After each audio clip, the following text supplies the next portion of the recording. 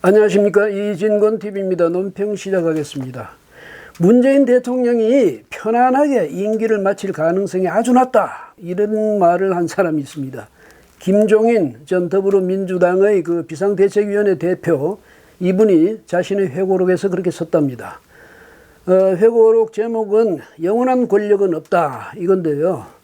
그 안에는 뭐 또 박근혜 전 대통령이나 문재인 대통령한테서 이 배신당한 그런 이야기도 있고, 거기야 뭐 오랫동안 정부에도 있었고 또 정치도 했고 경력이 많은 분이니까 얼마나 많은 이야기가 있겠습니까? 근데 아직 저는 읽어보지는 않았어요. 앞으로 만약에 읽게 된다면 그 내용에 대해서도 뭐 칼럼이든지 뭘 여하튼 그런 걸 논평할 기회가 있을지 모르겠습니다만은 아마 그렇게 될 것 같지가 않습니다. 제가 별로 그분을 그렇게 좋아하는 편이 아니라서요.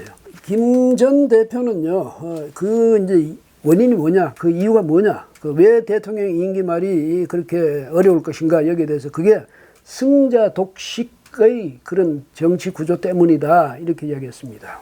그러니까 대통령 선거에서 한 표라도 많이 얻은 사람이 전권을 그냥 다 장악하고 행사하는 거죠. 그러니까 그만큼 위험 부담이 따르는 것 아니겠습니까? 아무리 뭐 아깝게 패했다 하더라도, 단 한 표가 졌다 하더라도 그 사람이 그 권력의 단 0.1%도 행사하지 못하는 거죠. 이것 때문에 이제 그동안에 보면 뭐 의원 내각제 해야 되겠다, 왜 대통령 너무 권한이 집중돼 있다, 분권형 대통령제 하자, 이원 집정제 하다, 여러 가지 이제 뭐 의견이 나오고 또 이 개헌이 시도되고 그랬죠. 그런데 사실 말이죠, 근대 대통령제의 종가는 미국이거든요. 예, 미국에서는 1789년에 조지 워싱턴 초대 대통령이 이제 취임한 이래 오늘날까지 231년째입니다. 근데 뭐 제대로 하고 있지 않습니까? 무난히 하고 있죠. 그럭저럭 세계적으로도 아주 모범적인 그 민주국가 아닙니까? 그 이런 걸 보면요, 뭐 정치 제도가 완전한 그런 건 있을 수 없다. 그러니까 지고지선의 그런 제도란 건 있을 수 없다. 결국은 사람들이 하게 달렸다, 이 말이죠. 문재인 대통령은 41% 득표율을 올렸습니다. 그런데 혁명 이렇게 말하기엔 좀 그 득표율이 너무 좀 초라하지 않습니까? 문 대통령 자신이 바로 그 직전 대선 여기서 얻었던 48%에도 훨씬 못 미치는 그런 득표율을 보인 겁니다. 역대 대통령 선거 득표율 중에 끝에서 세 번째예요. 가장 낮았던 경우는 1987년 제13대 대선 때 노태우 당시 민정당 후보가 얻었던 36.6%였습니다. 그 다음이 1997년 새정치국민회의 김대중 후보가 얻었던 40.3%였습니다. 그때 한나라당의 후보 이회창 후보가요, 1.6%포인트 뒤졌죠. 간발의 차이로 졌는데 그렇다고 뭐 권력 나눠 행사한 거 있습니까? 100% 김대중 대통령의 권력이 됐죠. 그리고 세 번째가 이 문재인 대통령의 41%입니다. 그러니까 이게 41% 가지고는 체면에 안 서는 것 아니겠습니까? 그러면 국민한테 좀 더 겸손했으면 됐을 텐데 이 사람들 허세를 부리기 시작했거든요. 우리가 누군데? 혁명을 통해서 등장한 정부인데, 이래가지고 허세를 부리자니까 무리를 많이 범하게 마련이죠. 그래서 그 직전 정부 또 그 전 정부까지 아주 진리게 놨습니다. 뭐 적폐청산의 칼을요, 원도 한도 없이 휘둘렀죠.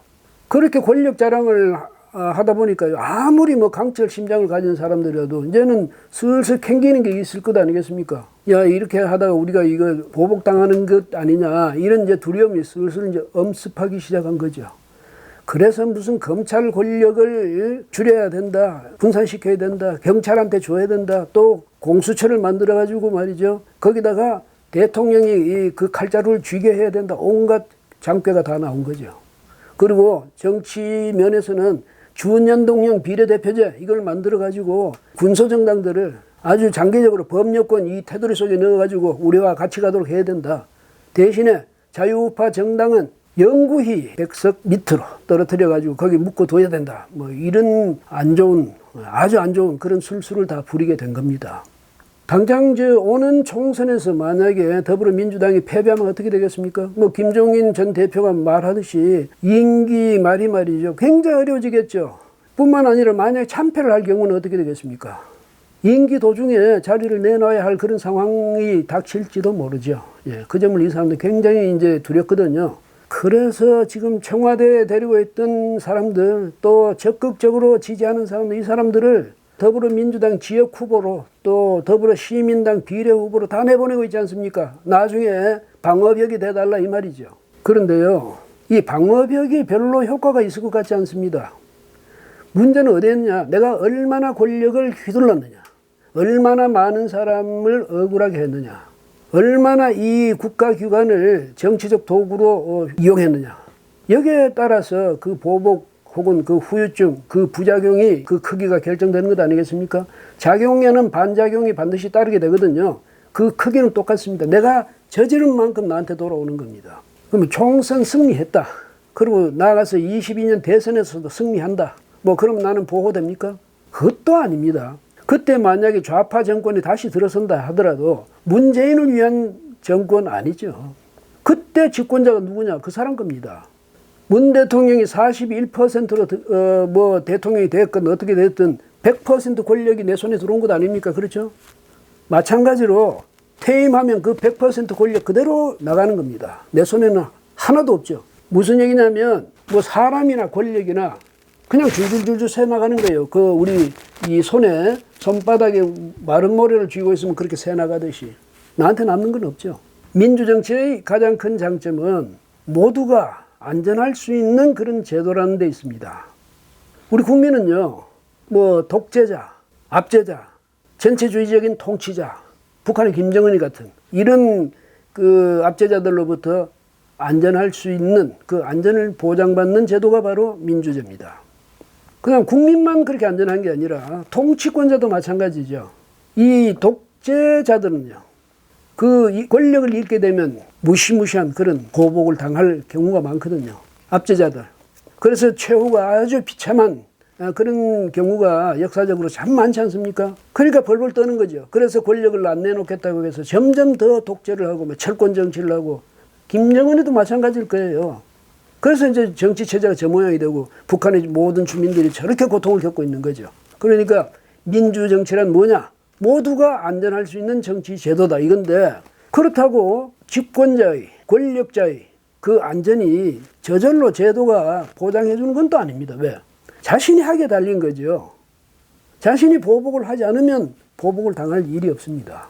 자신이 권력을 남용하지 않으면 자신한테 그런 후유증이 돌아올 리가 없죠.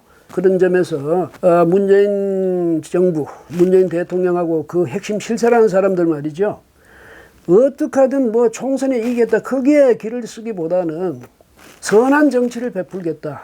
거기에 더 신경을 쓰십시오. 지금부터 정말 진지한 자기 성찰의 그런 기회를 갖기를 부탁합니다. 예, 고맙습니다. 오늘 여기까지 하겠습니다.